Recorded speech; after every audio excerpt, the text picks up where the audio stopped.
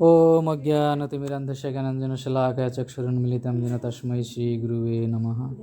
नमो विष्णुपदाय कृष्णप्रेष्ठाय भूतले श्रीमते भक्तिवेदान्तस्वामिनीति नामिने नमस्ते सरस्वती देवे गौरवाणी प्रचारिणे निर्विशेषशून्यवादी पाश्चात्यदेशतारिणे वंशाकल्पतरुभ्यश्च कृपा सिन्धुभ्येव च पतितानां पावनेभ्यो वैष्णवेभ्यो नमो नमः। जय श्री कृष्ण चैतन्य प्रभु नित्यानंद श्री अद्वैत गदाधर शिवासादि श्री गौरभक्तवृंदा। हरे कृष्ण कृष्ण कृष्ण हरे हरे, हरे राम राम राम हरे हरे। मुखं करोति वाचालं पंगुं लंघयति गिरिं यत्कृपातमहं वन्दे श्रीगुरुं दिनतारिणं परमानन्दमाधवं श्रीचैतन्येश्वरम्। हरे कृष्णा। तो आज हम डिस्कस करेंगे, अगेन कनेक्टेड है, नाम दीक्षा तथा मंत्र दीक्षा। लास्ट वीक हमने चर्चा किया दीक्षा, क्या चर्चा की, दीक्षा क्या है, दीक्षा क्या है उसके बारे में थोड़ा चर्चा हुआ था। तो आज हम देखेंगे नाम दीक्षा और मंत्र दीक्षा। तो ये आपके लिए थोड़ा सा वर्ड हो सकता है पर इन्फॉर्मेटिव है इन्फॉर्मेटिव है, तो बस सुनिएगा। विशेष रूप से हम भक्तों को कभी कभी ऐसे भी होता है कि दीक्षा लेने के 10 साल के बाद भी पता नहीं होता ऐसे ऐसे चीज़ें हैं, धीरे धीरे शास्त्र का अध्ययन करते करते छोटे छोटे चीज़ों से धीरे धीरे करके निकाल के आते हैं। तो टाइटल में ही काफ़ी कुछ रिवील करते हैं, नाम दीक्षा मंत्र दीक्षा।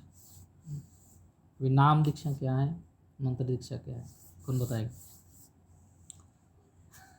दीक्षित है वही बताए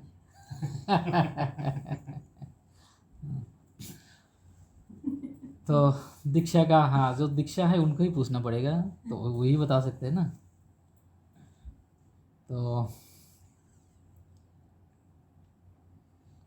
भगवत भक्ति में कई स्तर है, कोई भाग है, कोई विभेद है। तो विशेष रूप से जो सांप्रदायिक सिद्धांत के अनुसार जो 4 विशेष सत संप्रदाय है, तो इन लोगों का जो भक्ति का पथ है वो 2 मार्ग में है, 2 पथ हैं। एक है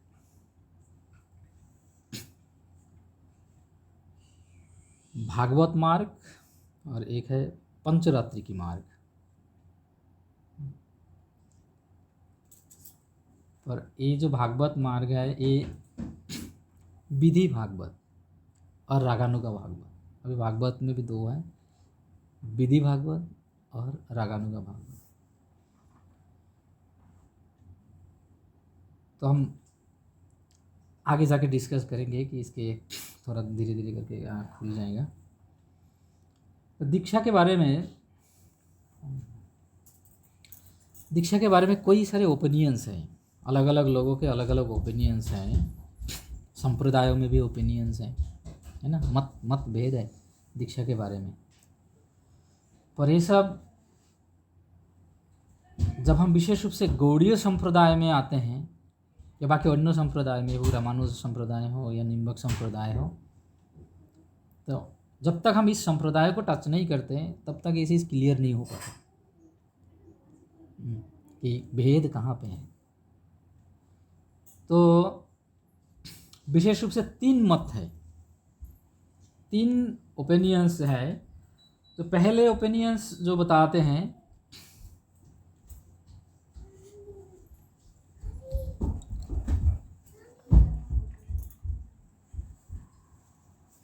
कि हरिनाम दीक्षा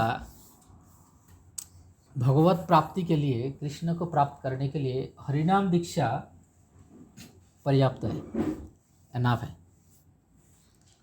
ये किसी का मत है। दूसरा एक मत है कि हरिनाम दीक्षा के बाद ब्राह्मण दीक्षा लेना आवश्यक है, अदरवाइज कंप्लीट नहीं है। ये किसी का मत है। एक तीसरा मत बताते हैं कि हरिनाम दीक्षा जो है वो दीक्षा ही नहीं है। हरिनाम दीक्षा नहीं है। तो एक मत हो गया कि हरिनाम दीक्षा इज एनफ भगवत प्राप्ति के लिए, और दूसरा मत है हरिनाम दीक्षा के बाद ब्राह्मण दीक्षा की आवश्यकता है। तीसरा एक मत है कि हरिनाम दीक्षा ही नहीं है। जब तक ब्राह्मण दीक्षा यानी कि गायत्री दीक्षा जब तक नहीं लेते तब तक उनको दीक्षित नहीं माना जाता। ये मत है। तो आज हमारी चर्चा है हरिनाम दीक्षा और ब्राह्मण दीक्षा के ऊपर। तो हरिनाम दीक्षा जो है विशेष रूप से गौड़ीय संप्रदाय में, विशेषतः इस्कॉन में, हमारे इस्कॉन में जो दीक्षा है वो हरिनाम दीक्षा और गायत्री दीक्षा। तो गायत्री दीक्षा यानी पंचरात्रिक दीक्षा। तो ये नाम दीक्षा मतलब हरिनाम दीक्षा, और गायत्री दीक्षा मतलब मंत्र दीक्षा। तो ये क्लियर हो गया दो चीज़। जो हरिनाम दीक्षा है उसको नाम दीक्षा बोलते हैं, और जो गायत्री मंत्र जब प्राप्त होते हैं उसको मंत्र दीक्षा बोलते हैं। तो ये दो चीज़ तो क्लियर है। हाँ, तो इसमें बहुत सारे कंट्रोवर्सीज है, मतभेद है बहुत लोगों की, इसमें बहुत सारे कंट्रोवर्सीज चलते रहते हैं। तो विशेष रूप से इस्कॉन में, गौड़ीय मठ में इस विषय को लेके काफ़ी मतभेद रहते हैं, और इस्कॉन, गौड़ीय मठ और बाबा जी, जो वृंदावन में बाबा जी लोग हैं, उन लोगों का भी इसमें कंट्रोवर्सीज रहते हैं। बहुत ज़्यादा ही कंट्रोवर्सीज जो है यही तीनों में ही है अभी, और बाकी संप्रदाय में उतना नहीं है। तो हम कंट्रोवर्सी में नहीं जाएंगे, हम इसको जानने की कोशिश करेंगे कि हरिनाम दीक्षा में और ब्राह्मण दीक्षा में क्या अंतर है, और क्या हरिनाम दीक्षा के बाद ब्राह्मण दीक्षा जरूरी है या नहीं, और ब्राह्मण दीक्षा का एक्टिविटी क्या है, किन परिस्थिति में ब्राह्मण दीक्षा होनी चाहिए। तो इन सब विषयों में हम थोड़ा बहुत फोकस डालेंगे, चर्चा करेंगे। जो शिला प्रभुपाद जी के, शिला जीव गोस्वामी के जो कोट्स हैं, वो कोट्स से हम लेंगे। तो एक बार पेरिस में अगस्त 13, 1973 पेरिस में शिला प्रभुपाद जी के साथ एक संस्कृत प्रोफेसर के साथ ये वार्तालाप हुआ था। तो उस वार्तालाप में शिला प्रभुपाद उनके संस्कृत पंडित ऑफकोर्स वो इंडिया से ही होंगे, हालांकि वो पेरिस में थे उस समय। तो उन्होंने शिला प्रभुपाद जी को कुछ प्रश्न पूछे थे। वो प्रश्न के उत्तर में शिला प्रभुपाद एक जगह बताए हैं कि chanting Hare Krishna mahamantra and then as he practice becomes more purified, then second initiation, Gayatri mantra. Second initiation means Gayatri mantra. But the first initiation, according to Jiva Goswami, that is sufficient. Chanting Hare Krishna mantra, that is sufficient. But still, to purify them more, the second initiation यानी कि Gayatri mantra is given. तो ये जो fact है यहाँ पे शिला प्रभुपाद पूरा clear कर दिया कि चैंटिंग हरे कृष्ण महामंत्र ये एनाफ है अकॉर्डिंग टू जीव गोस्वामी। जीव गोस्वामी अपने भक्ति संदर्भ में, 60 संदर्भ में से एक है भक्ति जीव गोस्वामी भागवत संदर्भ में जीव गोस्वामी ये क्लियर किया है कि भगवत प्राप्ति के लिए हरे कृष्ण मंत्र जप करना ही पर्याप्त है, यानी कि मंत्र दीक्षा, नाम दीक्षा। नाम दीक्षा एनाफ है भगवत प्राप्ति के लिए। तो इससे गायत्री दीक्षा की यानी कि मंत्र दीक्षा की आवश्यकता नहीं है। ये जीव गोस्वामी का कथन है। तो फिर गायत्री दीक्षा का जरूरत क्या है, किस लिए दिए जाते हैं? तो श्रील प्रभुपाद बाद में इसमें बताए हैं, but still to purify the more the second initiation is given. पर यहाँ पे श्रील प्रभुपाद ये नहीं बताए कि is required, still to purify more Gayatri mantra is given. तो इसका प्रोसेस है। तो जो लोग ये तर्क देते हैं कि हरिनाम दीक्षा के बाद गायत्री दीक्षा की आवश्यकता है, लेकिन जीव गोस्वामी इसके सपोर्ट नहीं करते। ये शास्त्र का प्रमाण है। हमें सिद्धांत को देखना है, हमें ये नहीं देखना है कि दूसरा व्यक्ति क्या बोल रहा है। हमें ये देखना है कि दूसरा व्यक्ति जो बोल रहा है उसमें हैवीनेस कितना है, भारी कितना है, एविडेंस क्या है उसका। हमें एविडेंस से देखना है। और दीक्षा नीचे कोई जगह पे बताया गया है कि दीक्षा जो है, दीक्षा एक फैशन नहीं है। दीक्षा एक स्टेज है स्पिरिचुअल रियलाइजेशन का, स्पिरिचुअल अंडरस्टैंडिंग का एक स्टेज है जहाँ पे दीक्षा होता है। तो ये चीज़ हमें समझना है।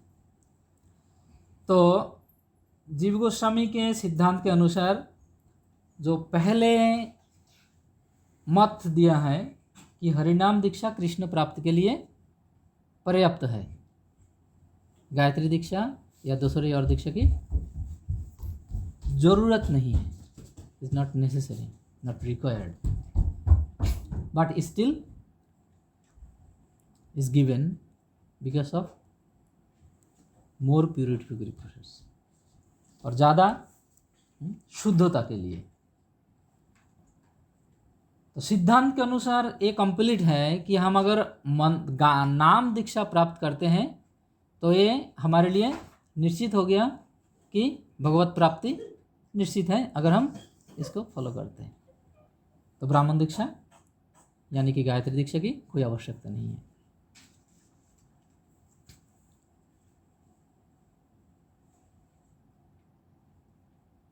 और जो लोग कहते हैं कि हरिनाम दीक्षा दीक्षा ही नहीं है, उसको जब हम रिसर्च किया, डिस्कस किया, इस बारे में चर्चा किया, इसको खोजा ढूंढा, तो इसमें ये पाया गया, हम कंट्रोवर्सी में नहीं जाएंगे, उसमें ये पाया गया कि वो जो लोग नाम दीक्षा को दीक्षा ही नहीं मानते, पर उनके कैंप में भी नाम देते हैं, नाम दीक्षा देते हैं, तो उनको दीक्षा नहीं मानते पर वो उसको आश्रित मानते हैं कि आप भक्ति में आना चाहते हैं, आप आश्रय लेकर के नाम ग्रहण कर रहे हो, आप नाम करते जाओ, नाम करते करते जब आप शुद्ध हो जाओगे तब आपको मंत्र दीक्षा दी जाएगी।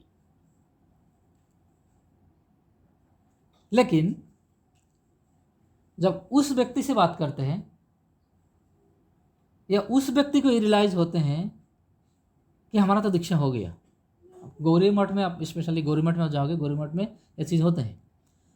मंदिर में जब बात होंगे तब आपको वो दीक्षित नहीं मानेंगे कि वो बस अभी नया भक्त है, नाम जप कर रहे हैं, नाम ले रहे हैं, बस दैट्स इट। पर उनसे जब मिलेंगे उनको आपको वो बताएंगे कि नहीं, आपका दीक्षा तो हो गया, तभी तो आप नाम ले रहे हो, बिना दीक्षा के आप नाम कैसे ले रहे हो।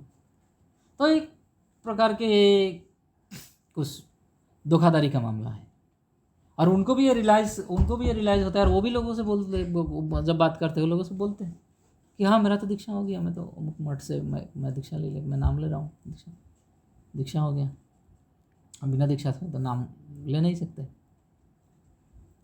लेकिन अंदर अंदर वो लोग अपने अंदर अपने अंदर उन लोग नहीं मानते कि वो हमारे बिरादरी का है। तो ये भेदभाव है। जो लोग विशेष रूप से इस्कॉन के भक्तों, बाकी भक्तों के साथ, दूसरे कैंप के भक्तों के साथ जो लोग संग किया है, जो लोग रहा है, उनको ये चीज़ क्लियर पता होगा, क्योंकि मैं दोनों चीज़ देखा है। मैं बाकी भक्तों के साथ, गौड़ी मठ के भक्तों के साथ भी मैंने देखा। मैं बाबा जियों को मैंने एक देखा, बहुत नज़दीक से देखा। तो ये चीज़ उनके अंदर है, पर ये आपको क्लियर नहीं बताएंगे ये लोग। क्लियर क्यों नहीं बताएंगे? क्योंकि शास्त्र से ही वो लोग खुद ही क्लियर नहीं है कि हम किसको दीक्षा माने। हरिनाम दीक्षा को दीक्षा माने, या हरिनाम दीक्षा का एनाफ माने, या हरिनाम दीक्षा के बाद ब्राह्मण दीक्षा का भी सही दीक्षा माने, ये खुद ही क्लियर नहीं है। और उन लोग विशेष रूप से बाबा जी सर गौड़ी मठ इसके ऊपर ये प्रश्न उठाते हैं, चर्चा करते हैं कि जो ब्राह्मण दीक्षा का जो पॉलिसी है, ये प्रभुपाद जी ने चालू किया।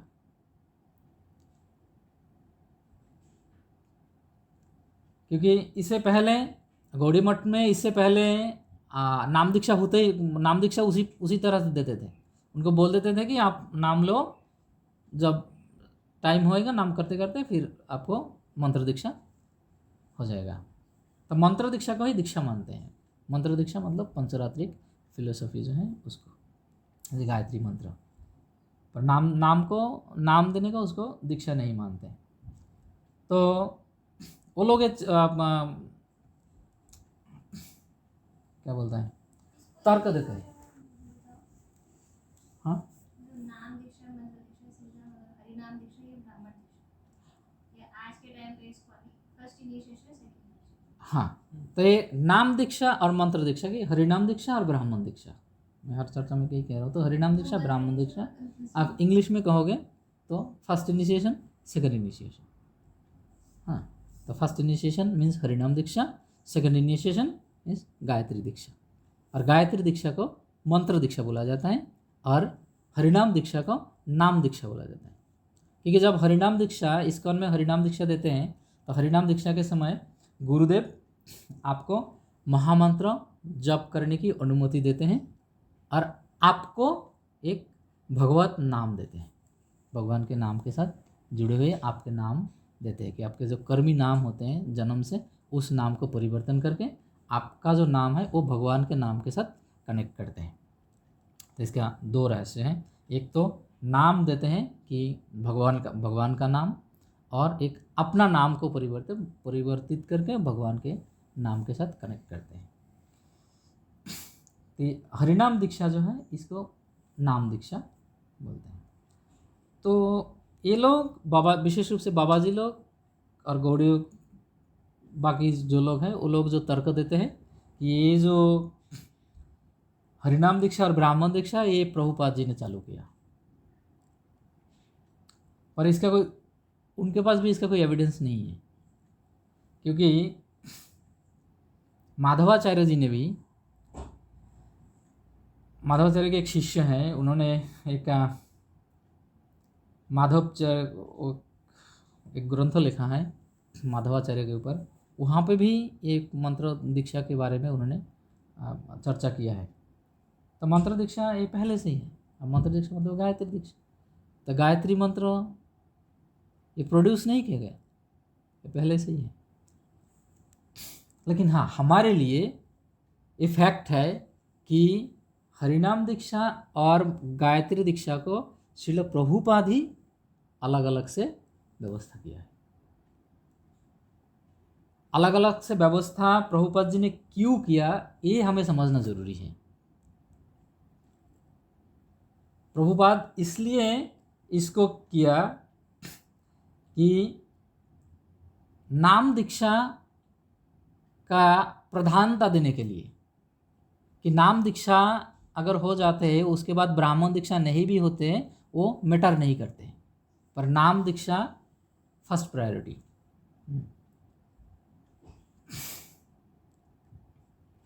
और मंत्र दीक्षा सेकेंडरी है। अगर नाम और मंत्र के बारे में हम देखेंगे तो नाम क्या है, भगवान का नाम है, तो भगवान नाम दीक्षा मतलब कृष्ण नाम, और मंत्र दीक्षा मतलब गायत्री मंत्र, ब्रह्म ज्ञान मंत्र। गायत्री मंत्र का, गायत्री का पहले सिलेबल क्या है, ओम। तो ओम क्या है, ओम तत्सदिति, ओम तत्सद, ब्रह्म। तो ब्रह्म है, ब्रह्मा से अगर हम कनेक्ट करें तो first is Krishna, second is Brahma. Brahma fast नहीं है, इसलिए नाम दीक्षा पहले, मंत्र दीक्षा बाद में। और शास्त्र में इसका भूरी भूरी प्रमाण है। जन्मो जायते शूद्र संस्कारात् भवेत् द्विज, ब्रह्मो जनाति ब्राह्मण, विष्णु जनाति वैष्णव। तो मंत्र दीक्षा जो है, मंत्र दीक्षा के माध्यम से आपको ब्रह्म ज्ञान का प्राप्त हो सकता है।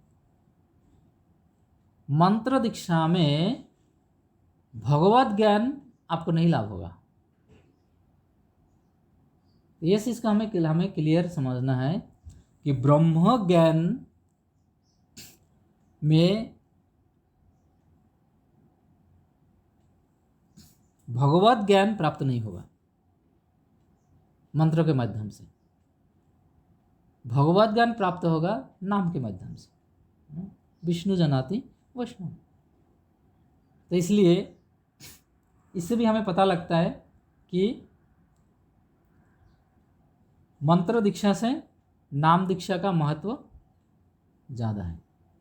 तो इसलिए श्रील प्रभुपाद इसको डिवाइड किया है, इसके बीच में इसलिए गैप दिया है कि नाम दीक्षा प्रधान है, फर्स्ट प्रायोरिटी है, और सेकेंड दीक्षा जो है वो सेकेंडरी है। और जो यहाँ पे जो कोर्ट में जो श्रील प्रभुपाद बताया है कि to purify the more, Srila Prabhupada बाद में भी कोई जगह पे ये कोट किया है, और इवन श्रील प्रभुपाद बोले कि जो पंचरात्रिक प्रोसेस है ये शूद्रस के लिए है। श्रील प्रभुपाद शास्त्रों का कोटेशन दिए हैं श्रील प्रभुपाद, तो कोटेशन देके प्रभुपाद बताए हैं कि मंत्र दीक्षा जो है ये शूद्रों के लिए है।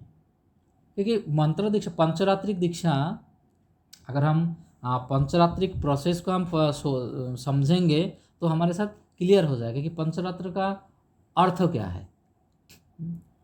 मंत्र दीक्षा को पंचरात्रिक दीक्षा भी बोलते हैं, गायत्री दीक्षा यानी कि पंचरात्रिक दीक्षा यानी कि मंत्र दीक्षा, एक ही अलग अलग नाम है।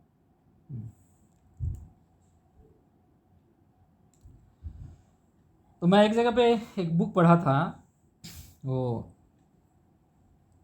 हिज होलीनेस श्रीधर महाराज, आप लोग जानते होंगे श्रीधर महाराज। गौड़ी मठ में दो महाराज थे जो श्रील प्रभुपाद जी को फर्स्ट टू एंड तक सपोर्ट किया है। दो महाराज थे, तो वो एक है भक्ति राघव श्रीधर महाराज और दूसरे हैं भक्ति प्रज्ञान केशव महाराज। तो भक्ति प्रज्ञान केशव महाराज से श्रील प्रभुपाद जी सन्यास लिए थे, और भक्ति राघव श्रीधर महाराज को प्रभुपाद एक दो जगह पे उन्होंने उल्लेख किया है कि मैं उनको शिक्षा गुरु मानता हूँ। भक्ति राघव भक्ति रक्षक है शायद, मेरे ख्याल से भक्ति रक्षक श्रीधर महाराज है, सॉरी। तो भक्ति रक्षक श्रीधर महाराज उन्होंने एक बुक लिखे हैं, गुरु एंड हिज ग्रेस, गुरु तथा उनके कृपा। तो वहाँ पे भक्ति रक्षक श्रीधर महाराज मेंशन किया है, वी एक्सेप्ट द मंत्र ओनली टू हेल्प द नाम भजन। जो प्रभुपाद ऊपर जो प्रभुपाद जी ने कोट किया है संस्कृत पंडित से कि हम मंत्र गायत्री इसलिए देते हैं कि टू प्यूरिफाई देम मोर। और भक्ति रक्षक श्रीधर महाराज एक ही बात बोल रहे हैं कि हम मंत्र ग्रहण करते हैं केवल नाम भजन को सपोर्ट करने के लिए। तो नाम भजन जो है वो प्राइमरी है और मंत्र जो है वो सपोर्टिव है। Otherwise it may not be necessary at all. It has been judged in such a way. The name alone can do everything for a person. It is full and complete. हरिनाम आप शिक्षाष्टक में पहले श्लोक आप पढ़ोगे ये clear बताएगा। Your holy name alone is complete. तो यहाँ पे सेम एक ही बात हमें बोल रहा है कि full and complete. The mantra helps us to do away with the aparadhs यानी offences and abhas, haziness, hazy conceptions in our भजन।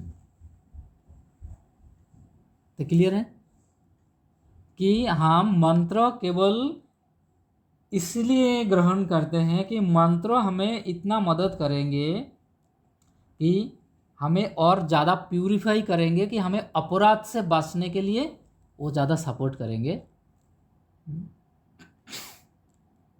और हैजी कंसेप्शंस, हैजी क्या मतलब हैजी कंसेप्शन? हैजी कंसेप्शन है एक आग्रह शून्यता, आग्रह शून्यता के उसमें प्रगाढ़ बल ना देना, उसमें पूरा आग्रह को प्रकट ना करना, गलत तरीक़ा से इसको यह करना। The mantra comes to help us only so far. तो इसमें भी श्रीधर महाराज जी के कथन में भी ये क्लियर है कि मंत्र हमें भगवत भक्ति के मार्ग पे लेके नहीं जा सकते। भक्ति के मार्ग पे आपको नाम लेके जा सकता है, पर मंत्र आपको क्या करेगा? सपोर्ट देगा, बैक सपोर्ट देगा। बैक सपोर्ट क्या है? प्यूरिफिकेटरी प्रोसेस। और एक्चुअली नाम भजन के अंदर ही प्यूरिफिकेटरी प्रोसेस ऑलरेडी है। तो जब हम पंचरात्र के बारे में हम जानेंगे तो ये हमें क्लियर हो जाएगा कि पंचरात्र असली में है क्या।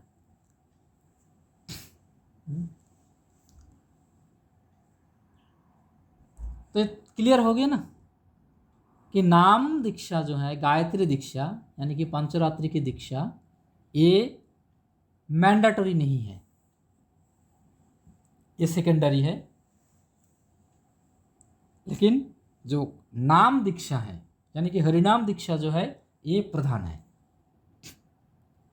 तो इसलिए भक्तों को ऐसी क्लियर समझना चाहिए कि हम दीक्षा लेना चाहते क्यों हैं। ये चीज़ पूरी तरह अच्छी तरह से समझना चाहिए। अभी दीक्षा लेना क्यों चाहते हैं, इसके अगर मोटा मोटा कारण दिया जाता है, बताए हैं कि दीक्षा केवल इसलिए नहीं ली जानी चाहिए क्योंकि दूसरे ले रहे। अब ज़्यादातर हमारे कम्युनिटी में ये देखा जाता है, अच्छा ये तो आया अभी 2 साल हुआ है, इनके दीक्षा कैसे हो गए मेरे से पहले, मैं तो 3.5 साल से कर रहा हूँ। बहुत सारे लोगों को ऐसे देखा जाता है कि इस कारण से दीक्षा लेते हैं। एक तो ये हो गया कि 200 व्यक्ति ले रहे हैं इसलिए हम दीक्षा ले रहे हैं, और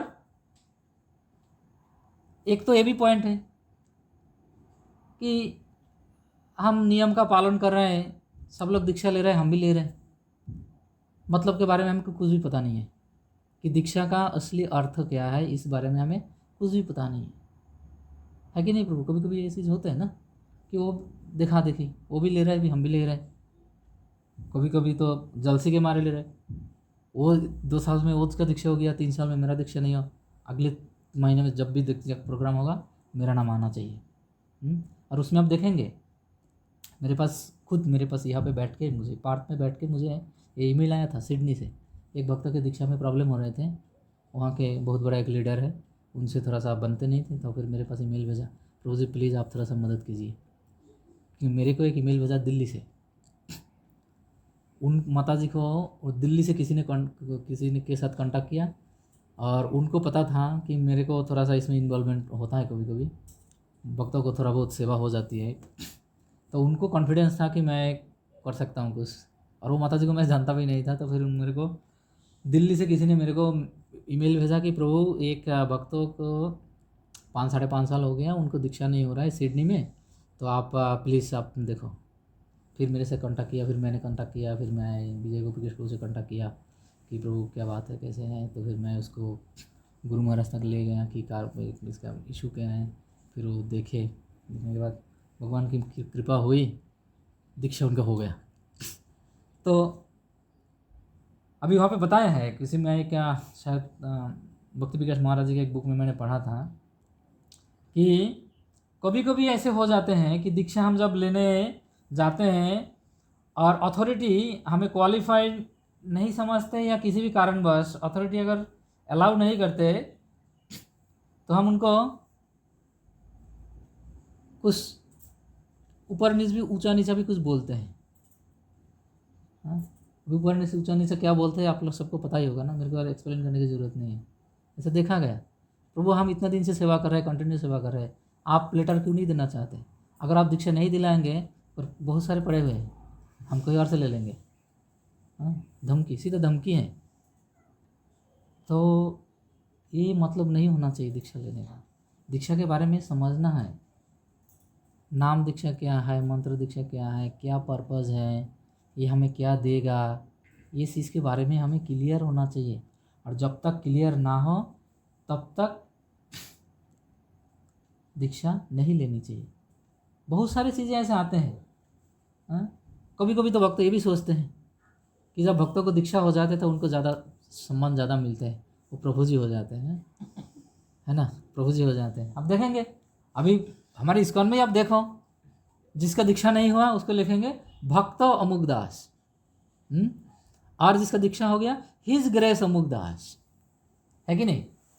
तब भक्त नहीं हुआ, तब वो तो प्रभु हो गया ना। तभी कोई भक्त लोग तो दीक्षा इसलिए भी लेते हैं, क्या मंदिर में जाते हैं, सिविल आप वही पुराना नाम लेके बुलाते, आप प्रभु जी आप इधर आओ। हाँ, हम भक्त ही रह गए, ऐसे बुलाते, कोई अनाउंस करते तो भक्त न्यू भक्त को भक्त बोलते हैं, और जब इनिशिएशन हो जाते हैं तब बोलते हैं प्रभु जी। हम सबको ही सम्मान करते हैं ना प्रभु जी।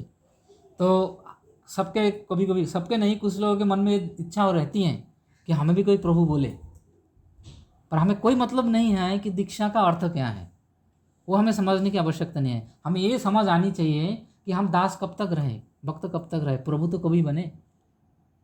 हाँ, ये भी एक कारण है लोग दीक्षा लेते हैं।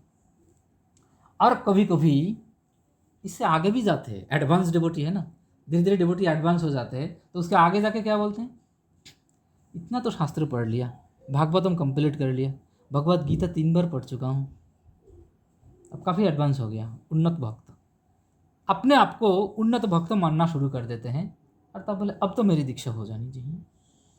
और इस समय थोड़ा सा ज़्यादा खतरा होता है, टेम्पल प्रेसिडेंट को भी संभालना मुश्किल हो जाते हैं कि अगर प्रभु जी को दीक्षा हम नहीं दिलाएंगे तो वो थोड़ा सा, ऐसे देखा गया कि दीक्षा नहीं हुआ तो अच्छा प्रीचिंग कर रहा है, बहुत ठीक ठाक है, तो उनको अगर दीक्षा नहीं दिया गया तो फिर वो गड़बड़ हो जाएगा कुछ। तो ये भी है, अपने आप को जब उन्नत भक्त मानने लगे तब तो उसको दावा करते हैं।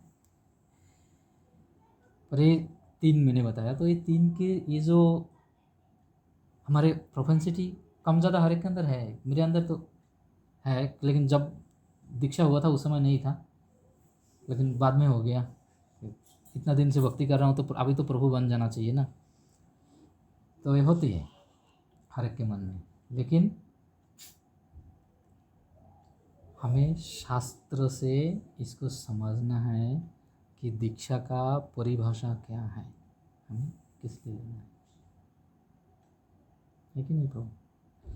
तो इसके साथ एक कोई रिलेटेड है कि हम दीक्षा, आज के जो चर्चा है हमारे विशेष रूप से हरिनाम दीक्षा और गायत्री दीक्षा, ये दो चीज़ क्लियर हुआ माता जी। गायत्री माता जी, गायत्री प्रिपेयर माता जी ना। मैं क्वेश्चन लिख ही रहा था, तू आज लेटर ऑन, सो अभी पूछ सकते हैं, बाद में पूछ। मैं पूछूंगा आपको क्वेश्चन के लिए। मैं नोट कर लेता हूँ। तो गायत्री दीक्षा और हरिनाम दीक्षा ये क्लियर हुआ कि हरिनाम दीक्षा अगर हो गया तो व्यक्ति भगवत धाम जाने के लिए सफिशिएंट सपोर्ट आपको मिल गया। गायत्री दीक्षा यानी कि ब्राह्मण दीक्षा की कोई आवश्यकता नहीं है। तो सारे भक्तों के मन में अभी कभी कभी ऐसे होते हैं, हमारे इस्कॉन में ही देखा जाता है, अभी कभी जो गुरु लोग हैं, काफ़ी सारे गुरु ये बताते हैं कि गायत्री दीक्षा मत लो, उनको इनकरेज करते हैं कि गायत्री दीक्षा मत लो। तो कभी कभी भक्तों के मन में ऐसे, हम भक्त तो उसी कैटेगरी में से आए ना कि सब लोग ले रहे हैं तब हम भी ले रहे हैं, या हम उन्नत भक्त हो गए, हमारे नेचर वही रहा ना। इसलिए इसी बात को ही पलट करके हम क्या बोलते हैं, आजकल ब्राह्मण दीक्षा ही देना नहीं चाहते गुरुदेव। लेकिन इसके पीछे का कारण हम कभी नहीं ढूंढने गए कि गुरु क्यों बोल रहे कि ब्राह्मण दीक्षा। हाँ, अभी कई जगह पे आपने देखा होगा, कोई इवन हिजोल जयप्रकाश स्वामी गुरु महाराज, भक्तिचरण स्वामी गुरु महाराज, भक्ति विकास स्वामी गुरु महाराज, ये सब लोग अपने क्लासेस में आप देखेंगे उन्होंने उतना इनकरेज नहीं करते कि ब्राह्मण दीक्षा लो, क्योंकि शास्त्र का प्रमाण है। शास्त्र का प्रमाण क्या है? जीव गोस्वामी स्वयं अपना भक्ति संदर्भ में, भागवत संदर्भ में बताए हैं कि harinam diksha is sufficient to attend Krishna. तो ब्राह्मण दीक्षा की आवश्यकता नहीं है। तो इसके लिए कभी कभी अगर गुरुदेव बोलते हैं, कोई भक्तों को मैंने सुनने में देखा कि अगर हम कोशिश कर रहे हैं ब्राह्मण दीक्षा लेने के लिए, अगर नहीं देगा तो फिर हम कोई और से ले लेंगे, ऐसा होता है कुछ। तो ये भक्तों को पढ़ना बहुत ज़रूरी है। अगर मैं पढ़ने जाऊंगा तो ये बहुत बहुत लंबा चौड़ा है। शिला प्रभुपाद जी का बहुत सारे कोटेशंस है, बहुत सारे लेटर है। लेटर टू सहदेव हॉनोलुलु में शिला प्रभुपाद जी 23 जनवरी 1974 में सहदेव दास को उन्होंने एक लेटर लिखा। आप अगर वो लेटर पढ़ेंगे तो उसमें क्लियर हो जाएगा कि नहीं सेकेंड इनिशिएशन का पर्पस क्या है। वो बहुत लंबा है, मैं उतना जाऊंगा नहीं, आप लोग पढ़ लेना अगर समय मिले। हॉनोलुलु 23 जनवरी 1947। आप अगर वेदव्यास में जाओगे, गूगल में टाइप करोगे तो वो लेटर आ जाएगा, प्रभुपाद लेटर, सहदेव दास का लेटर। तो उसमें शिला प्रभुपाद बहुत विस्तार से उनके क्वेश्चन के आंसर दिए हैं। उन्होंने क्वेश्चन किया था। तो ये शास्त्रों पे आधारित है। गुरुदेव नहीं दे रहा ये नहीं है, प्रभुपाद मना कर रहा है ये नहीं है। अगर प्रभुपाद मना ही करते तो प्रभुपाद शुरू ही क्यों किए थे? तो शुरू करने के पीछे कारण यही है। तो इसलिए बार बार ये चीज़ बताया गया कि विशेष रूप से हम जो मंदिर में जो विग्रह का सेवा होते हैं वो सेवा पंचरात्रिक विधि के अनुसार होते हैं। और कभी कभी क्लासेस में आप सुनोगे, क्लास सुनना बहुत ज़रूरी है। भक्त लोग रेगुलर क्लास सुनना चाहिए, छोटा मोटा कब जितना भी हो सके, कम ज़्यादा जितना हो सके भक्तों को रेगुलर कुछ ना कुछ क्लास सुनना चाहिए। अलग अलग भक्तों का सुनो, अपने गुरुदेव का सुनो, किसी का नाम श्रील प्रभुपाद जी का सुनो, सारे डाउट क्लियर हो जाएगा, सारे इन्फॉर्मेशन मिल जाएगा। तो श्रुति, स्मृति, पंचरात्र, ये तीन को मिला करके दो पैरेलल बनाए हैं। तो श्रुति स्मृति जो है, श्रुति और स्मृति जो है ये भागवत विधि के अंतर्गत है, और पंचरात्र ये पंचरात्रिक शिक्षा है। तो ये दोनों पैरेलल है। एक प्रभुपाद कोई जगह पे उदाहरण दिया है कि ये ट्रेन के दो पटरी हैं, ये दोनों को लेकर के हमें चलना है। अगर दोनों को लेकर के हम चलेंगे तभी हम भक्ति में आगे बढ़ पाएंगे। क्यों? क्योंकि हम बद्ध जीव हैं, कली युग में हैं। तो कली युग में रहने के कारण हमारे जो नेचर है बहुत पोल्यूटेड है, जो स्वभाव है हमारा ये बहुत गंदगी जमा हुआ है। और गंदगी जमा किससे होगा? सिप में।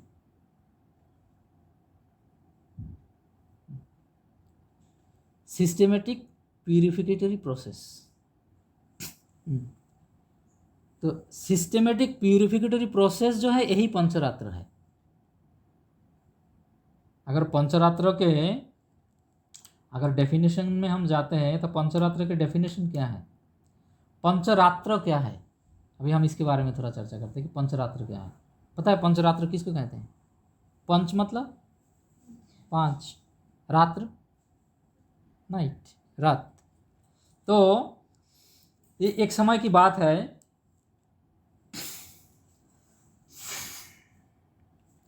कि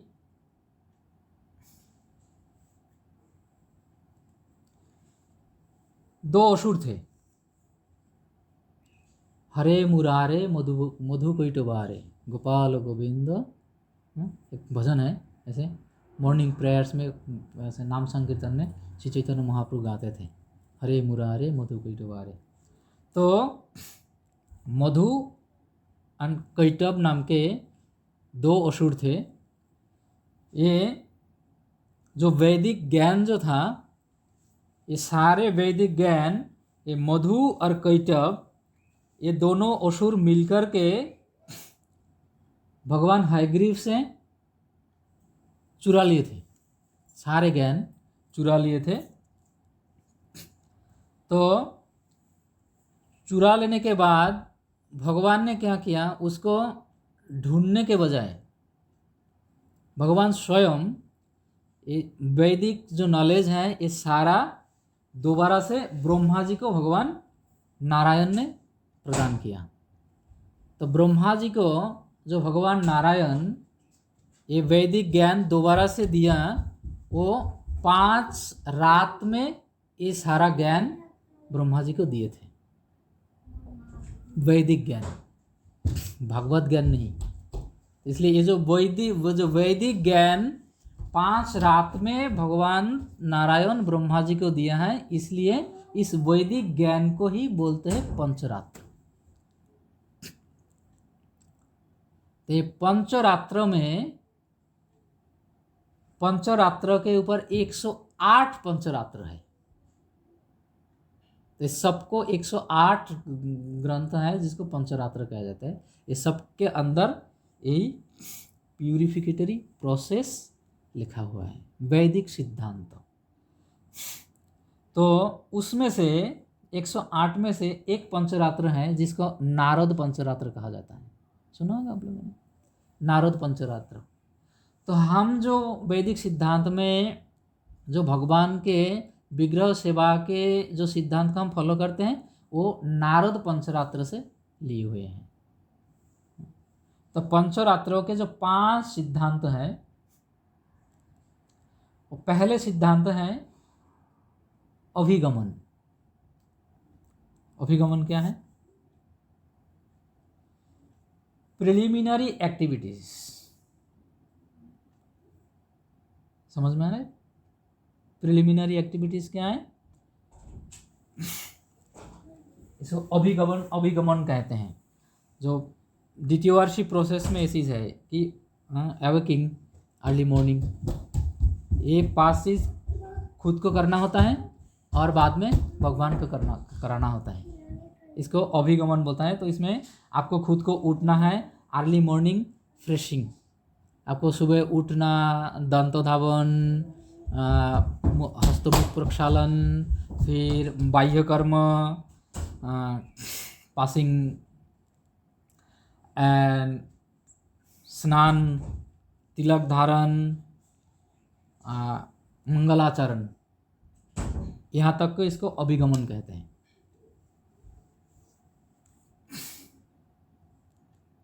उसके बाद आते हैं, अभिगमन के बाद उपाधानम। अभिगमन मंगलाचरण तक हो गया। उसके बाद उपाधानम। उपाधानम मतलब कलेक्शन।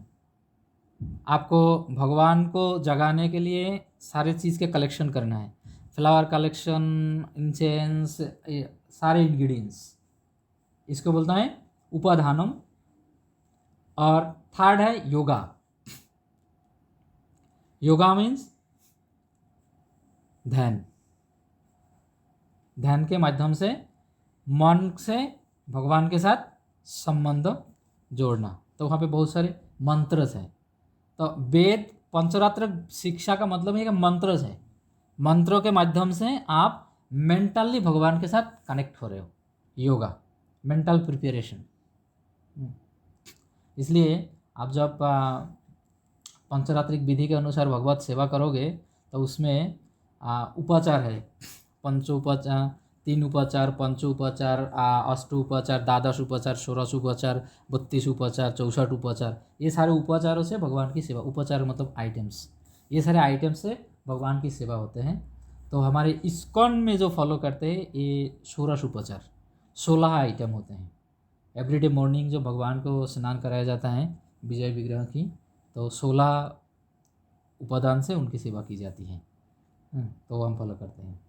तो ये उपचार से सेवा करने से पहले योगा होते हैं, मानसिक सेवा। मन में सारा चीज़ आप पूरा 16 उपचार से मन में उनको सेवा करो, उसके बाद फिजिकल सेवा करो। तो ये मानसिक रूप से तैयार होना, तो ये थर्ड है योगा। और चौथा है इज्जा।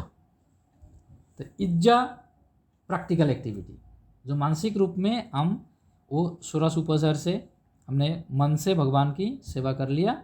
अभी विग्रह की, प्रैक्टिकल विग्रह की वो सेवा करना है। आसमन आदि दान करना, पाद्य दान करना, अर्घ्य दान करना, हस्तमुख प्रक्षालन करना, फिर उनको स्नान कराना, फिर वस्त्र दान करना, अलंकार दान करना, ये सारा आइटम्स हैं। उपवीत दान करना, तिलक दान करना, फिर प्रसाद दान करना, तांबुल दान करना, तांबुल पान, मुख शुद्धि। और उसके बाद है स्वाध्याय।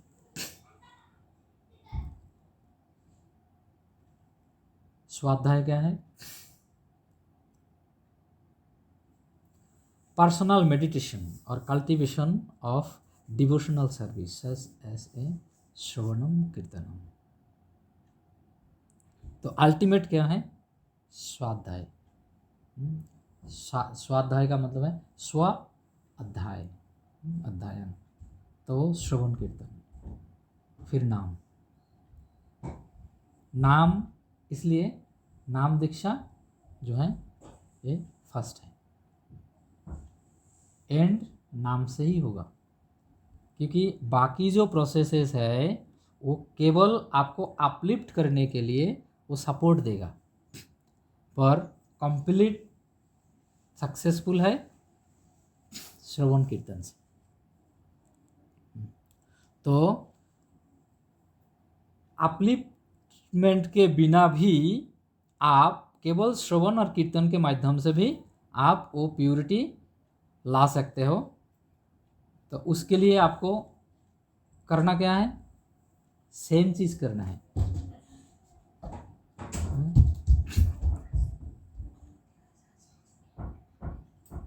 क्या? तपस्या करना है। तपस्या क्या है?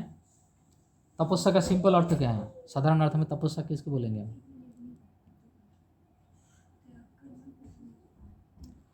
तपस्या का साधारण अर्थ में इंग्लिश में क्या कहेंगे, वॉलंटरी पेनेंस, ऐसे कुछ बोल सकते हैं ना। अपने इच्छा से कष्ट को स्वीकार करना, इसको बोलता है तपस्या। सुबह मंगल आरती में उठ के मंगल आरती के लिए उठ के सबसे पहले ठंडा पानी से नहाना है, ये सबसे बड़ा तपस्या है।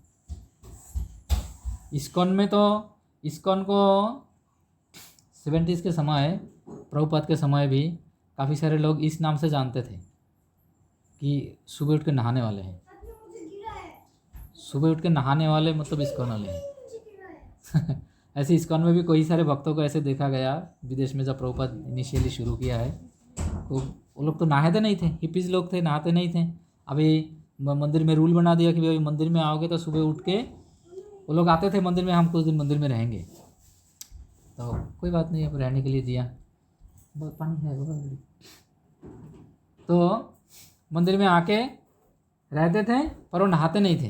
तो कभी कभी क्या करते थे भक्त लोग, बाथरूम के अंदर जाके शावर चला के छोड़ दिए और साइड में खड़े हो गए, उसको नहाना नहीं है। पर अथॉरिटीज़ को पता होना चाहिए कि पानी जा नहा रहे हैं, इसलिए एक शावर चालू है। तो काफ़ी दिन ऐसे हुआ कि फिर बाद में जब उसको देखा कि मंगल आरती में, तो फिर उसको देखा कि फ्रेश नहीं लग रहा है, तो फिर उसको नोट किया कि फ्रेश नहीं लग रहा है। तो फिर देखा कि बाथरूम में एक बार झांक के देखा कि करते गए हैं, फिर देखा पकड़े गए इसे। तो ऐसे है, ये तपस्या है, ये बहुत बड़ा तपस्या है इस विशेष रूप से। तो ये तपस्या अगर हम, इसलिए आज ही मैं प्रभुपाद जी का एक कोट पढ़ा था, if you don't follow the regulative principle you must fall down. Srila Prabhupada बोले, हैवी है थोड़ा सा, कभी कभी ऐसे प्रभुपाद हैवी कुछ डोज दे देते हैं। हाँ, if you don't follow regulative principle you must fall down. तो अगर हम रेगुलेटिव, पंचरात्र का मतलब ही है रेगुलेटिव प्रिंसिपल, ये बार बार बताया गया है ना, हर एक कोड में यही बताए हैं कि ये रेगुलेटिव प्रिंसिपल, पंचरात्रिक विधि मतलब रेगुलेटिव प्रिंसिपल हमारे प्रिंसिपल को रेगुलेट करते हैं, रेगुलेटरी प्रोसेस में डाल के हमें इसको अभ्यास कराते हैं। भगवद गीता में क्या बोले भगवान, एक ही बात बोले ना, अभ्यास है ना तू कौनतेय।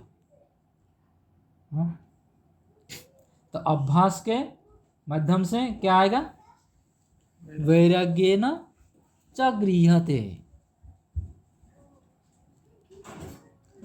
वैराग्य के माध्यम से ये शोक मोह आदि सब वैराग्य के माध्यम, त्याग के माध्यम से दूर होगा। पर त्याग आएगा कैसे, अभ्यास के माध्यम से, अभ्यास करना है। तो पंचरात्रिक जो प्रोसेस है ये हमें अभ्यास कराते हैं, प्रिलिमिनरी प्रोसेस। एक्टिविटी से, प्राइमरी एक्टिविटी से पहले हमें तैयारी कराना। जैसे इस्कॉन में है, दीक्षा लेने से पहले आपको तैयारी कराते हैं, आप 4 नियम का पालन करो, 16 माला का जप करो कम से कम 6 महीना। तो 6 महीना जब एक रेगुलर करोगे, उसके बाद आप किसी एक गुरु के पास, जो गुरु, इस्कॉन में काफ़ी सारे गुरुज हैं, किसी एक गुरु जिनको आपके मन में, जिनको लगता है कि हाँ मैं इनसे कनेक्ट करके मुझे लगता है कि मैं भगवत धाम जा सकूँगा और मैं इतना फेथ इनमें डेवलप कर सकता हूँ, ऐसे किसी गुरु को देख करके आप उनके आश्रय में ऑफिशियली फॉर्मली शेल्टर लेके फिर उनमें आश्रित रह करके, उन गुरुदेव के आश्रित रह करके फिर और 6 महीना आप इसको कंटिन्यू करोगे under observation of local authority. तब जाके आपके लोकल अथॉरिटी के रिकमेंडेशन से आपको दीक्षा प्राप्त होगा। ये प्रोसेस है। ये प्रोसेस क्या है, रेगुलेटिव प्रिंसिपल। इसको रेगुलेटिव प्रिंसिपल कहेंगे ना, कि ये प्रोसेस बनाया है। तो इस तरह से जब हम करते हैं, इस तरह से हमें करना होता है। तो क्या एक नियम, तो जब हम इस तरह से करते हैं, 4 नियम का पालन, 16 माला का जब हम 6 महीने करते हैं, तो हमारे एक आदत बन जाते हैं, एक पैटर्न बन जाते हैं। और उसके बाद जब गुरु के शेल्टर में जाके हम ग्रहण करते हैं, वो इनफॉर्मली वो मन ही मन हमें डिसाइपल के रूप में एक्सेप्ट करते हैं, तो उनके साथ हमारा कनेक्शन तब से शुरू हो जाते हैं, तब से कनेक्शन शुरू हो जाते हैं और उनके ब्लेसिंग्स हमें प्राप्त होना शुरू हो जाते हैं। तो उसके बाद और ज़्यादा कंसिस्टेंसी आ जाते हैं, ज़्यादा फिक्स अप आ जाते हैं उसमें। उसके बाद गुरु श्योर हो जाते हैं। अभी हम कल इनके घर गए थे, माता जी के घर, तो पर हमें ये बाद में उनका कुछ क्वेश्चन आया था कि गुरु का रिस्पॉन्सिबिलिटी कहाँ तक है, तो हमने उसमें चर्चा किया था। उसमें भगवत संदर्भ में ही श्रील जीव गोस्वामी बताए हैं कि अगर गुरु परंपरा के अनुसार सद्गुरुदेव हैं और सद्गुरुदेव से अगर कोई व्यक्ति दीक्षा ग्रहण किया है और किसी कारणवश गुरु के आदेश को पालन नहीं किया, ना करने के बजाय से वो उद्धार नहीं हो पाया, तो उद्धार ना होने के कारण, शिष्य उद्धार ना होने के कारण उस गुरु को दोबारा से जन्म लेना पड़ेगा उस शिष्य को उद्धार करने के लिए। तो गुरु शिष्य का ये संबंध है, इतना गहरा संबंध है। तो हमें इस संबंध को पहले जानना है। बिना जाने अगर ऐसे ही भाव में आकर के, आवेश में आकर के दीक्षा लेते हैं, तो बहुत सारे लोगों को ऐसे गलतियाँ होते हैं, बहुत सारे लोग इसमें से बच नहीं पाते। अभी हिज होलीनेस भक्ति चरण स्वामी गुरु महाराज का मैं एक इनिशिएशन प्रोग्राम देख रहा था लॉस एंजलिस में, मेरे ख्याल से या अटलांटा में। तो उन्होंने वो क्लियरली बताया है कि मैं दीक्षा मैं देता हूँ, मैं खुद जानता हूँ कि 50% of them they are not following the regulatory principle properly, don't follow the order of spiritual master. Bhakti Charan स्वामी गुरु महाराज बताए हैं। तो इतना रिस्की है, तो इसलिए हमें ये सब ये प्रिलिमिनरी प्रोसेस हमें करना आवश्यक है, ताकि दोनों कॉन्फिडेंस हो। क्योंकि दीक्षा लेने के बाद, संबंध जोड़ने के बाद अगर हम गिर जाते हैं तो हमारे अपनी रिस्पॉन्सिबिलिटी है। अपनी रिस्पॉन्सिबिलिटी क्या है? अपनी जिम्मेदारी ये है कि हम तैयार होने से पहले हम उसमें बंध गए। शेल्टर का पूरा हमारे गौड़ी संप्रदाय में कोई है नहीं, इवन प्रभुपद तक नहीं है। पर जीव गोस्वामी शेल्टर के बारे में चर्चा किया है अपने भागवत संदर्भ में कि दीक्षा से पहले गुरु के शरण में आकर के वो भक्ति करे। तो उस समय उन डिसाइपल को अपॉर्चुनिटी दिया जाता है कि आपका अगर माइंड चेंज होता है तो आप गुरु को बदल सकते हो, पर इनिशिएशन के बाद आप बदल नहीं सकते हो। इसलिए आपको 6 महीने का पीरियड देता है अंडरस्टैंडिंग के लिए कि आप 6 महीना तक आप इस व्यक्ति के साथ रहो। तो अगर आपके साथ आपका रिलेशन सही बना तो आप फॉर्मली उस बंधन में जाओ, और अगर नहीं है तो आप चेंज कर सकते हो, ताकि आप वहाँ जाने के बाद वापस आओ और आपको अपराध हो, ऐसे ना हो। इसलिए तो ये शास्त्र के सिद्धांत है सिस्टमेटिकली। तो इस चीज़ को हमें क्लियर समझना बहुत ज़रूरी है, और ना समझने के बजाय से हम ये छोटे छोटे चीज़ बहुत छोटे दिखाई पड़ता है छोटे, और इसमें हम बड़े बड़े गलतियाँ कर बैठते हैं, जिसमें हम इतना फंस जाते हैं कि वहाँ से वापस आने की हमारे लिए कोई चारा नहीं वास्ते। तो इसलिए हमें ये चीज़ क्लियर समझना है। शिला जीव गोस्वामी, तो जो कोटेशन में शिला प्रभुपाद जी का जो कोटेशन मैंने ऊपर पढ़ा था, उस कोटेशन के शिला जीव गोस्वामी के जो भक्ति संदर्भ के एक कोट है जहाँ पे शिला जीव गोस्वामी ये मेंशन किया है, तो वो है भक्ति संदर्भ के 233वां परिच्छेद, 83-84 283-284 परिच्छेद में जीव गोस्वामी जो कोट किया है उसको शिला प्रभुपाद व्याख्या करते हुए उन्होंने बताया, in other words the chanting of the Hare Krishna mahamantra is so powerful that it does not need depend on official initiation। तो यहाँ पे ऑफिशियल इनिशिएशन का मतलब है ब्राह्मण दीक्षा। यानी कि गायत्री दीक्षा या पंचरात्रिक दीक्षा, मंत्र दीक्षा जो हम बोलते हैं। तो शिला प्रभुपाद उसके ही भक्ति संदर्भ के शिला जीव गोस्वामी के टीका के ऊपर जो शिला प्रभुपाद फिर जो टीका किया है, उस टीका में यहाँ पे बताया है कि दूसरी तरफ से अगर हम देखते हैं तो हरे कृष्ण महामंत्र इतने शक्तिशाली हैं कि दूसरे किसी और दीक्षा के ऊपर ये निर्भर नहीं है। But if one is initiated and engage in पंचरात्र Vidhi deity worship formula, अगर कोई व्यक्ति दीक्षा लेते हैं और डीटी वर्शिप करते हैं तो उसमें क्या है, his Krishna consciousness will awaken very soon. अभी सारे हम जितने चर्चा किया है यही बात हम बोलते आ रहे हैं ना कि ब्राह्मण दीक्षा आपको खाली सपोर्ट दे रहे, मेन दीक्षा जो है वो हरिनाम दीक्षा है।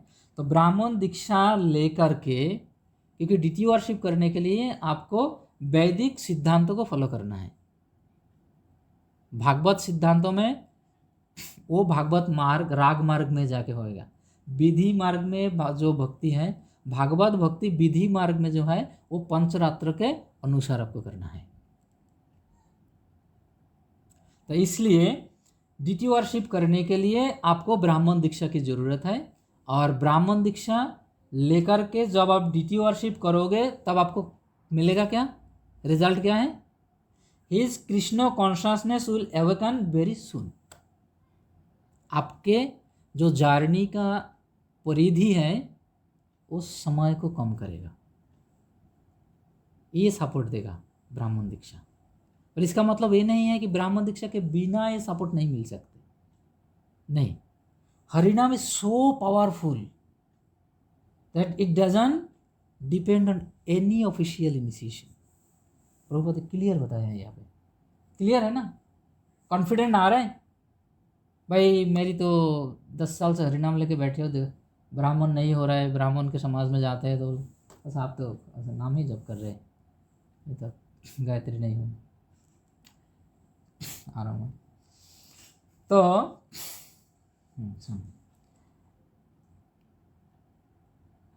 ये इम्पोर्टेंट है, ये थोड़ा सा इम्पोर्टेंट है क्योंकि हमें इस लेवल में जाना है। And his identification with the material world will be vanquished,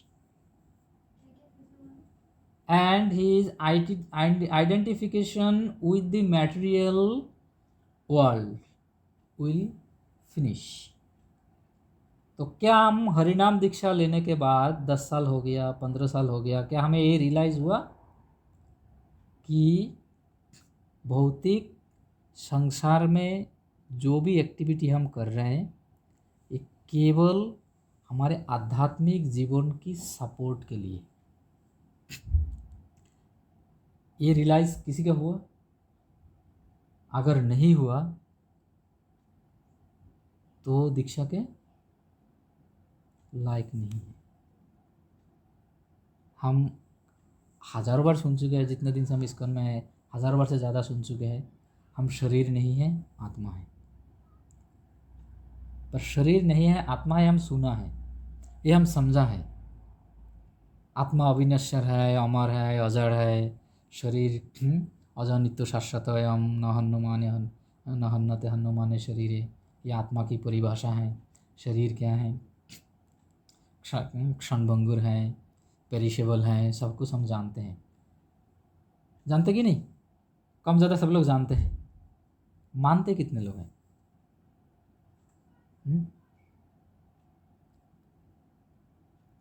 तभी इसको हम लोग प्रभु मानते हैं, तो हम क्या मानते तो हैं, तो इसको हम कैसे समझे कि मानते हैं? अगर हम मानते हैं या अगर हम समझते हैं कि कैसे समझे इसको हम मानते हैं, तो इसको अगर हम समझना चाहते हैं कि हम मानते हैं तो हम वही काम केवल करेंगे जो आत्मा के लिए रिकॉर्ड है, शरीर के लिए नहीं। तभी हम मानते हैं कि हम आत्मा है, शरीर नहीं है। कृष्ण अनुकूल मात्र कार्य शिकर, कृष्ण प्रतिकूल सब वर्जन अंगीकार। कि हमारे और किसी से तो मतलब ही नहीं है, मतलब है आत्मा से, आत्मा से भगवान से संबंध है। तो भगवत प्रीति के लिए जो हमें करना है, हमें उतना ही भौतिक संसार से एक्सेप्ट करना है। इसके लिए कोई भी व्यक्ति तैयार है हम में से? नहीं। अगर कोई बोलेंगे है तो मैं बोलूँगा तो झूठ बोलेंगे, है कि नहीं? कोई भी व्यक्ति हम में से तैयार नहीं है। तो इसलिए इसका मतलब है कि हम इस लेवल में गए ही नहीं। तो क्यों ब्राह्मण दीक्षा लेके हम अपने आप को और ज़्यादा फंसाएंगे? गुरुदेव हरिनाम दिया है, मंत्र नाम दिया है, नाम जप करते जाओ, भक्ति करते जाओ, एक समय आएगा भगवान खुद ही आपको ये सारा कुछ दे देंगे।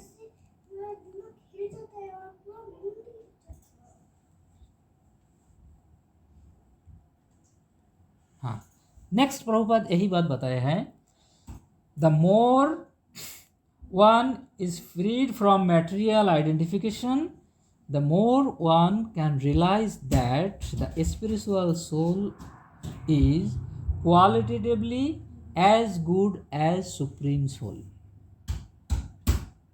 हम भौतिक संसार से जितने विरक्ति होंगे उतना ही हमें धीरे धीरे ये अनुभव होगा कि गुणगत रूप से भगवान में और मुझ में कोई अंतर नहीं है।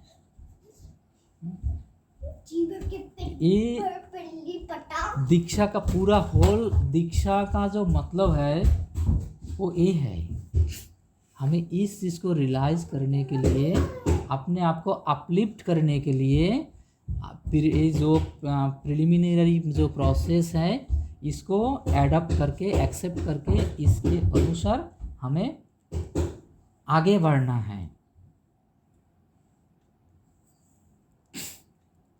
At such a time when one is situated on the absolute platform, जिसको हम वसुधैव बोलते हैं, वासुदेव स्थिति, one can understand that the holy name of the Lord and the Lord himself are identical.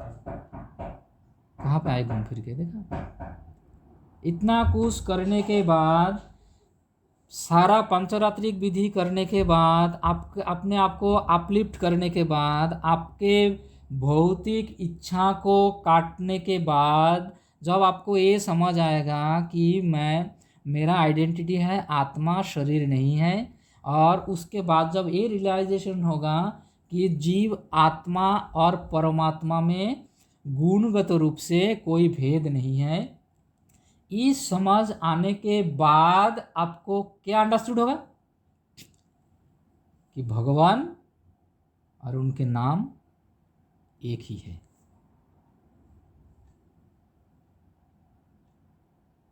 और यही जब व्यक्ति समझ जाएंगे, तब हम बोलते हैं ना, हरि नाम प्रभु की जय। हरि नाम प्रभु, क्यों? हरि नाम प्रभु क्या है? हरि नाम तो अक्षर है। हम तो नहीं बोलते हरि नाम अक्षर की जय, हरि नाम मंत्र की जय, हरि नाम प्रभु की जय। क्यों? नाम नाम करी बहुधा निज सर्वशक्ति। अभी शास्त्रों आपको, अभी ये जो वैदिक सिद्धांत जो है, पंचरात्रिक प्रथा जो है, वो क्या है? वो स्टेयरवेल है, वो सीढ़ी का रास्ता है। आपको घुमाते घुमाते घुमाते घुमाते घुमाते घुमाते सीढ़ी के रास्ता में लेके आएगा, जहाँ पे लिफ्ट कनेक्टेड है। और लिफ्ट क्या है? हरि नाम। लेकिन हमें इस चीज़ को समझ नहीं आ रहा है, इसलिए हम ये तर्क देते हैं कि हरिनाम दीक्षा इन्फीरियर है और ब्राह्मण दीक्षा सुपीरियर है। नाम और नामी अभेद, इसको जानने के लिए ये सारे प्रोसेस हैं। प्रभुपाद जी क्लियर बताया है। ये कहाँ पे बताया श्रील प्रभुपाद? चैतन्य चरितामृत के मध्य लीला के 15वां अध्याय के 108वां श्लोक के तात्पर्य में श्रील प्रभुपाद ने व्याख्या किया है। ये शास्त्र से बताया है।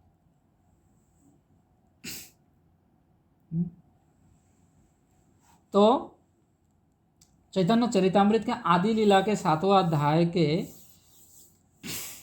73 परिच्छेद में क्या बताया है? कृष्ण मंत्र होते हबे संसार मोचन, कृष्ण नाम होते पावे कृष्णेर चरण। अब ये दो लाइन जो है एक प्यार के, ये प्यार में आपको बता रहे हैं पंचरात्रि की मार्ग और भागवत मार्ग, हरिनाम दीक्षा की प्रोसेस और ब्राह्मण दीक्षा की प्रोसेस। ब्राह्मण दीक्षा की प्रोसेस क्या है? प्यूरिफिकेटरी प्रोसेस जो है, स्टेप बाय स्टेप आप जाओगे तो क्या है, कृष्ण मंत्र होते हवे संसार मोचन। तो भौतिक संसार के मोचन, मेटेरियल आइडेंटिफिकेशन, इससे बाहर आने के लिए तो ये पंचरात्रिक फिलोसॉफी दिया गया है ना, जो चैतन्य चरितामृत प्रभुपाद तात्पर्य में बताया है। तो ये पहले लाइन जो है ये विधि मार्ग बता रहे हैं कि संसार का मोचन। और वैदिक सिद्धांत आपको यही बताते हैं कि आप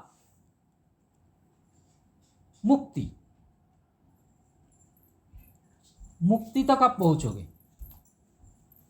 लेकिन उसके आगे जा करके आपको ये बताते हैं भागवत कि मुक्ति अल्टीमेट गोल नहीं है भक्तों के लिए, क्योंकि मुक्ति के बाद तो आप रिटायर हो गए ना, तो रिटायर लाइफ है। लेकिन भक्तों के लाइफ क्या है?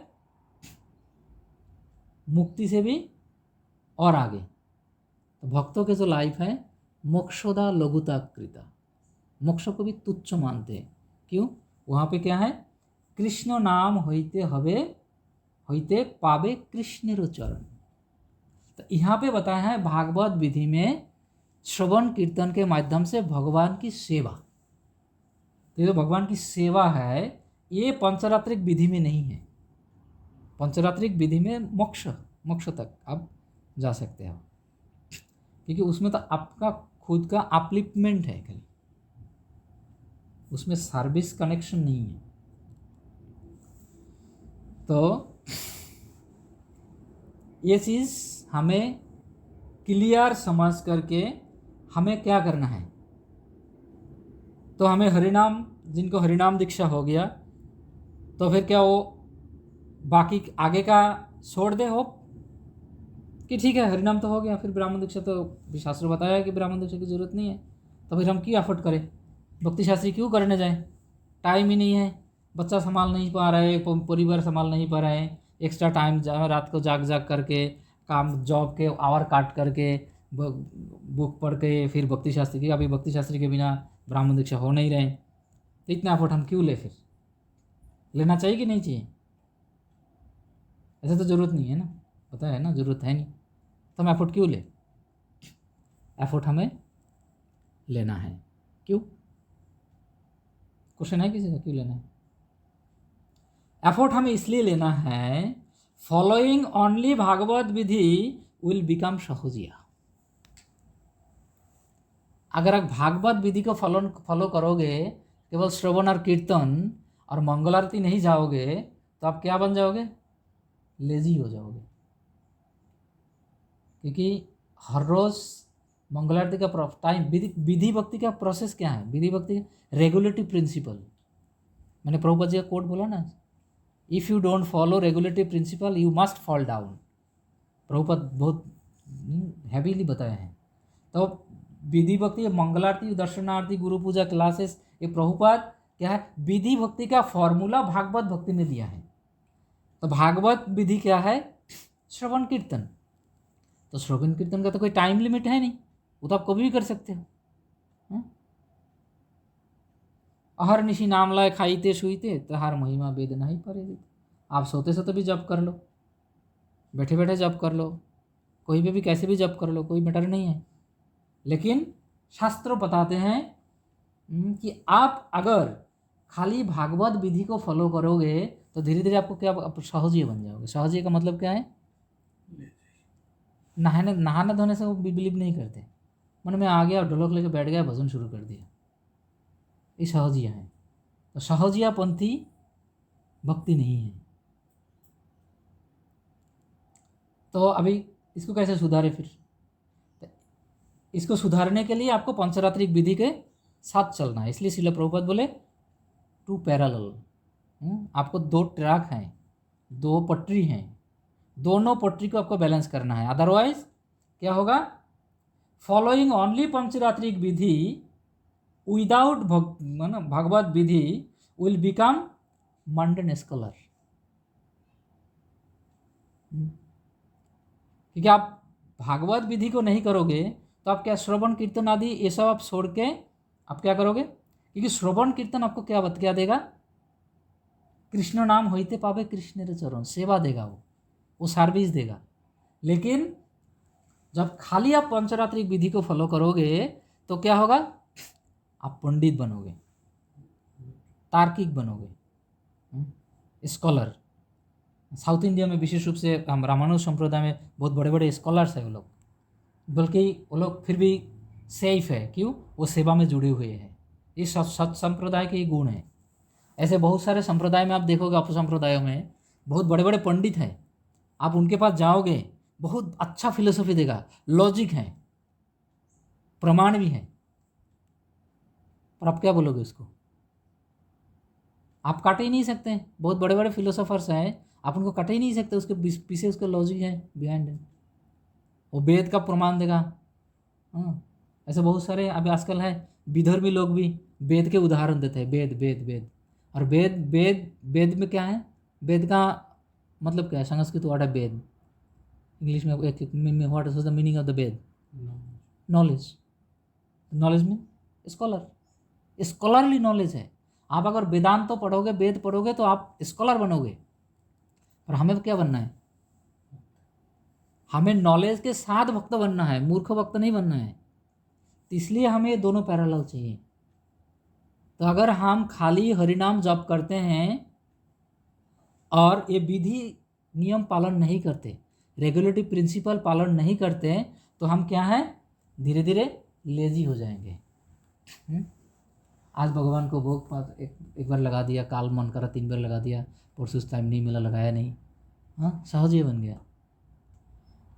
और अगर हम पंचरात्रिक विधि फॉलो करेंगे, खाली भक्ति को उसमें ऐड नहीं करेंगे, श्रवण कीर्तन आदि, तो हम क्या करेंगे? मेटेरियली मांडन स्कॉलर बने, पंडित तो हम बन जाएंगे, पर वो पंडित तो मीनिंगलेस हो जाएगा, क्योंकि वो हमें शरीर और आत्मा के जो फर्क है उसको समझने नहीं देगा। क्योंकि जब भी हम स्कॉलर बनेंगे तभी हमारे अंदर वो प्राउड आएगा। और जब प्राउड आएगा, एक के बाद एक लगा हुआ है ना, एक उसके बाद प्राउड के बाद उसके बाद उसमें अट्रैक्शन आएगा, मोह आएगा, अहंकार आएगा, अहंकार के बाद मोह आएगा, मोह के बाद श्लोक है ना, देहतु विषयानो पुंसो संगस्तेषु उपजायते संगत संजायते कामो कामात् क्रोधी, कामात् क्रोधो उपजायते क्रोधात् भवति सम्मोह, सम्मोहात् स्मृति विभ्रम, स्मृति भंशात् बुद्धिनाशो, बुद्धिनाशात् प्रणश्यति। सब कुछ खत्म। तो काम से काम पूरा नहीं होगा, क्रोध आएगा, क्रोध से मोह आएगा, क्रोध के बाद मोह आएगा, करना ही करना है, पाना ही पाना है, और मोह के बाद क्या आएगा? तो इस तरह से प्रणश्यति, विनाश हो जाएगा वो। इसलिए दोनों पैरेलल की आवश्यकता है। चलो खैर, आज तो टॉपिक हमारा था ब्राह्मण दीक्षा और हरिनाम दीक्षा, पर कनेक्टेड है, तो इसको हमें रियलाइज करना है, इसको हमें समझना है, सोचना है इस बारे में। ये कोई फैनाटिक नहीं है, आध्यात्मिक जीवन हम फैनाटिक नहीं ले सकते, हमें सीरियसली लेना है। भक्ति जोकार नहीं है, हम इसको जोकार की तरह ना ले, और इसमें सीरियस है, और जितना भी करे सेंसियरिटी के साथ करें। आप कभी भी क्लास सुनोगे, कोई प्रॉपर गाइडलाइन अगर देने वाले कोई भक्तों की क्लास सुनोगे, वो हमेशा यही बोलेंगे कि listen, associate with sincere devotee. कभी नहीं बोलेंगे associate with senior devotee. Senior अपनी जगह पे ठीक है, मेरे पिता अपनी जगह पे मेरे पिता हैं, पर वो फार्मर है, पर मेरे पिता को कोई डॉक्टर की जगह पे मैं अगर वैल्यू दूंगा तो वो मेरा रिस्पेक्ट मुझे ही ख़त्म करेगा, है ना, क्योंकि वो मेरा बीमार का इलाज तो होगा नहीं। इसलिए हमें समझना है, सिंसियर डिवोटी के एसोसिएशन में रह करके उनके गाइडलाइन के अनुसार हमें ये फॉलो करना है, इसको प्रॉपर तरीके से। हमेशा एक चीज़ कहा गया है यहाँ पे, ये नहीं कहा गया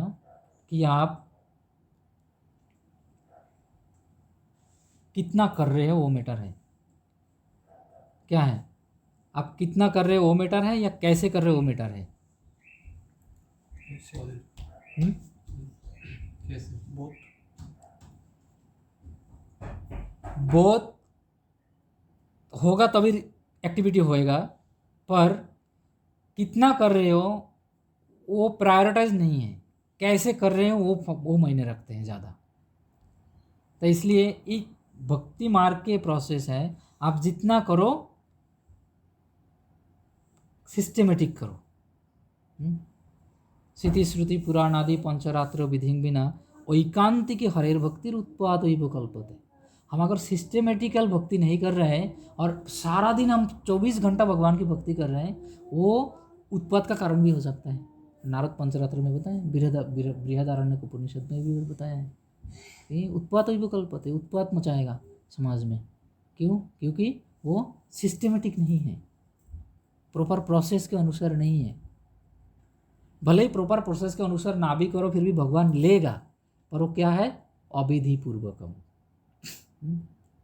भगवद गीता थोड़ा सा ध्यान से पढ़ोगे, भगवद गीता में है एक जगह पे, ये जयापन्न देवता भक्ता यजंती श्रद्धान्विता तेवपि मामेवा कौन्तेय यजंता अविधि पूर्वकम। जो लोग देवी देवता का पूजा करते हैं, भक्ति करते हैं, वो भी इनडायरेक्टली मेरा ही पूजा कर रहे हैं, क्योंकि अल्टीमेटली मैं ही तो हूँ, देवी देवता तो मेरे से ही आया है।